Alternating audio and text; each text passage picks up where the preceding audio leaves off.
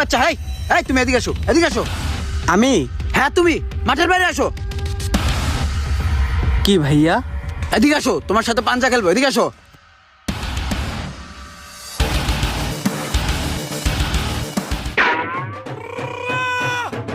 এই বাচ্চা, তোমার শরীরে নাই এক পা গোস্ত, মনে হচ্ছে তুমি কোষ্ঠকাঠিন্য রোগে ভুগতাছো।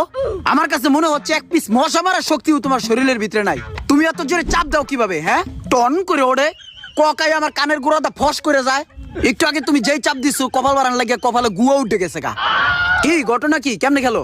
বা খেলা হচ্ছে টেকনিকের মায়ের। খালি শরীরে গোস্ত আর শক্তি থাকলেই হবে না, টেকনিক দিয়ে খেলতে হবে।